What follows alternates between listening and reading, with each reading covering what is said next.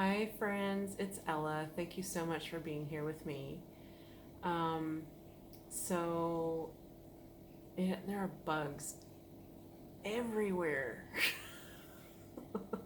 My dad would get such a kick out of this because he knows my aversion to bugs, and they are everywhere. There are ants, there are flies, there are mosquitoes, all kinds of bugs everywhere.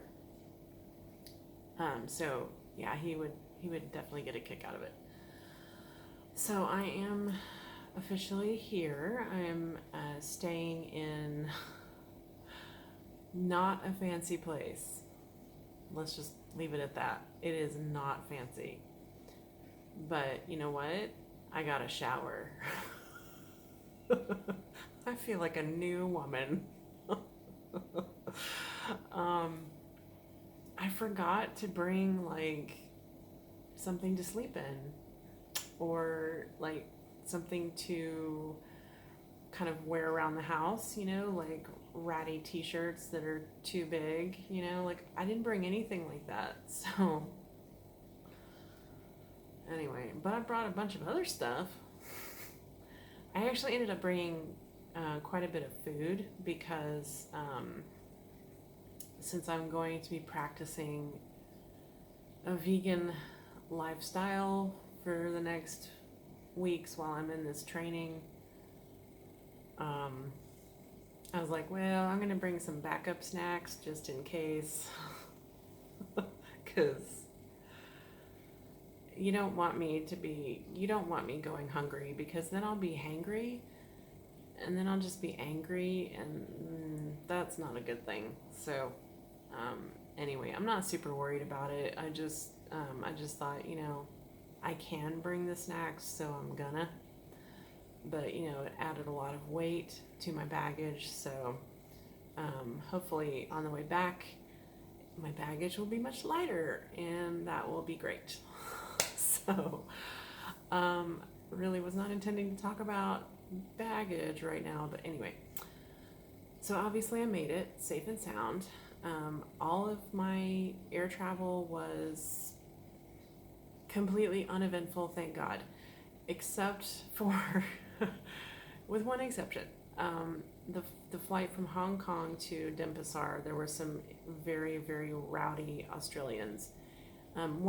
Two guys in particular, and they were so loud that you could hear them over whatever you were listening to on your headphones. I mean, they were just rowdy and drunk, and it got to the point where the one of the actually it was like a group of the flight attendants. Like there were like two that came from this aisle, and like two other ones went to the other aisle, like kind of peering around the corner, like standing by, so to speak. And I was just like, whoa. I think they expected these guys to put up more of a fuss than what they did. But basically, these lovely, adorable Cathay Pacific flight attendants were like, we have to give you a warning because you're disturbing other passengers and blah, blah, blah. Basically, you're being drunk and disorderly. And, he did say that if they had to come back a second time, that there would be, he would face charges, basically. That got him to calm down, but here's the thing. The flight was 5 hours. 5 hours we were dealing with this guy. The flight attendant didn't actually say anything to the guy until we were circling the Denpasar, the airport, basically, waiting our turn to land because they had just had some severe storms come through. So we were literally circling the airport by the time the flight attendant finally said something. It's like, how about like 4 hours ago? That would have been nice, but whatever. Like, anyway, all the other flights were easy peasy. The really nice thing on that flight from Hong Kong to Denpasar was that I got a row of 3 seats all to myself. That was very nice. so I could spread out, I could put my feet up, um, and I did. Um, so, all good things, all very good things. Um, the Hong Kong airport is fascinating. First of all, it is huge. It is so big. Oh my God. I think it took me 20 minutes to walk from the gate that I arrived to my next departure gate. And like that is not counting the times that I stopped. Um, yeah, 20 minutes, that's a long time. So, I mean, and I was not in a rush and I didn't rush it, and I didn't take any of the moving sidewalks. I just walked, because I had the time. And so I definitely got some good walking in.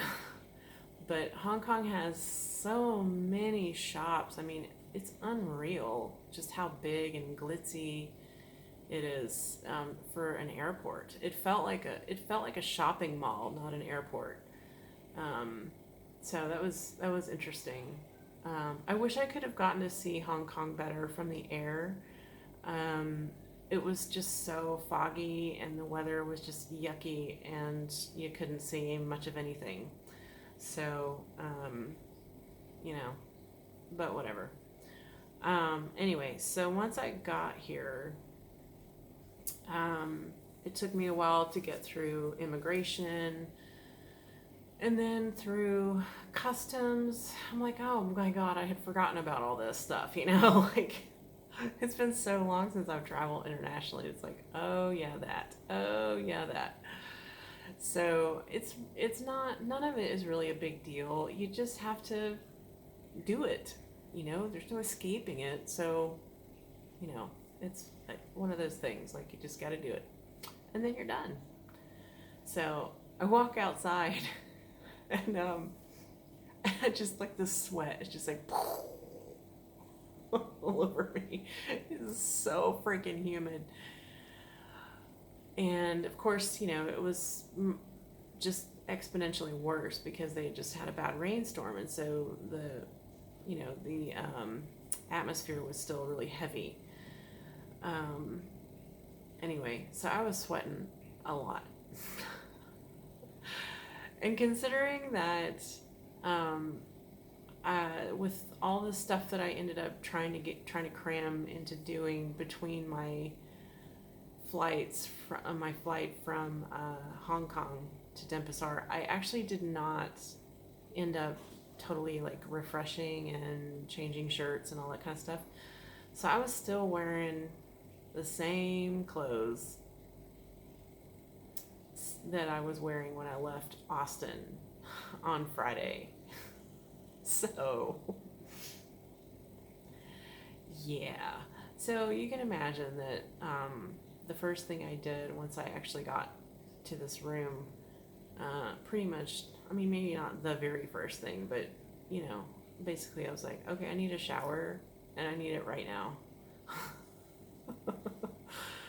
So I contemplated trying to find a place to go eat first because I knew that if I didn't do that first, I knew that if I showered first, I would not be leaving again to go out to find food. Nope. So I decided to just eat some almonds and take a shower, and now I'm going to go to bed. And I don't care that it's 7:20 local time. It's still evening. The sun's gone down. I can go to sleep. That's okay. Yeah. I'm a little tired. So, anyway, the driver who brought me from the airport to this location, lovely, lovely, lovely young man. Oh my goodness, just so adorable. Um, I tend to find the Balinese people in general to just be adorable because they're so little, first of all. I mean, I stand head and shoulders above all of them. So, you know, I'm like the odd super tall one. Um, but they're just adorable. They're just so cute. And I don't know. I hope that I hope that doesn't come across as condescending. I don't. God, that is absolutely not what I mean. Um, it's just nice to be in, just suddenly dropped in, immersed in a culture that is just so different from mine, you know? And it's like, oh, it's novel to me right now, you know? So everything is amazing and adorable and, you know, all that kind of stuff.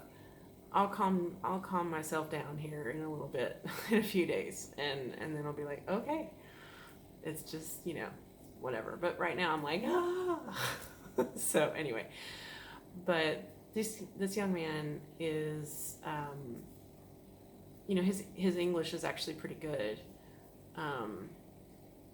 And he actually only started learning English about 4 years ago, and he really has been learning it by doing it.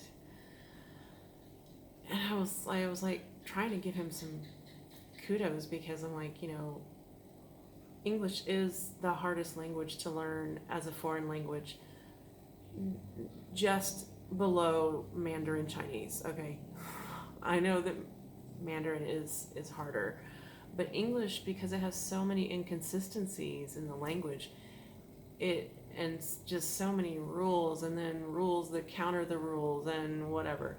But this little exception and that little exception, but only in this case and whatever. It's like, as a foreigner, you're never gonna learn that stuff unless you're actually living in an English speaking country. And even so, that's still gonna take a long time to figure out, Anyway, but it was such a pleasure to be writing with him because he was so happy to talk about the Balinese culture, and he was telling me all kinds of things that you're not going to read in a guidebook. And also, it was just absolutely fascinating to watch the traffic, as he was navigating it, and then like these itty bitty roads, and I'm like, how is your vehicle actually fitting within the lines of this itty bitty lane? The answer is it really doesn't. You just hope that there's enough leeway on. Also, you don't drive on the right side, you drive on the left side. So I'm like extra thrown off. So anyway, so it's like either there's room, on the far left side for you to kind of, or you're gonna end up like going into the other lane. Also, another thing that I observed, so many dogs just sitting there hanging out, like on the road or almost on the road, and like cars coming right at them, and they're just like, they cannot be bothered to do anything about it. They're just like, whatever, like, you're either gonna hit me or you're not. It's the strangest thing ever. We passed, I wish I had thought to just be videoing the whole time, but oh well. I didn't, so now I'm just gonna tell you about it. I'm telling you instead of showing you. Anyway, so we passed these different, he was describing different villages as we passed through them. He's like, because I was noticing all of these gorgeous, amazing stone carvings of like Ganesh, Kuan Yin, Buddha, you name it. And I also learned from him that Bali is about 75% Hindu, and there are also lots of Muslims and lots of Christians, lots of all kinds of religions here. And he also told me that Balinese Hindus are quite different from Indian Hindus. So he was saying that, Balinese, he's like, we eat everything. And I was like, everything? He's like, everything. including beef, and he's, they actually make like blood offerings, and it was really interesting, really, really fascinating conversation, things interesting to learn from him. So he was describing, I got off track. He was describing the stone carvings, and how that it's a generational thing, that it's generations. um, these families will carve stone, and that's how they make their living, and they teach their children and their children's children, etc. And I mean, the size of these carvings and the intricacy, considering that it's stone, I was just like, you would pay a fortune for this stuff in the US. I mean, obnoxious prices in the US for this stuff. But anyway, and then we went through a village where there was a bunch of wood, like old antique wood from like huge trees. You could see, like the shape of the trunk, and that makes me wonder, like, did they cut down those trees, or did they wait for them to fall, if they were dead? I don't know. I didn't think to ask that at the time, but now I kind of wish I had. And then we passed through another village where they do a lot of painting. And, it was just absolutely fascinating to see how quickly the landscape changed. So many, it's very lush. It's very, I don't know, it's fascinating, especially with all these vehicles on the road, and then all the scooters. Oh my God. They're like, it didn't matter how many lanes of traffic there were, it's like the scooters were just everywhere. The scooters filled in all the negative space everywhere, and it's just like, God, like, if you choose to be an aggressive driver in a car, you're going to kill someone. I mean, that's just all there is to it. So everybody just sort of like, there's sort of a rhythm to it, and sort of like there's sort of a rhythm to it and a flow that I'm like, this is something that blows me away, honestly. And it's completely nerve-wracking.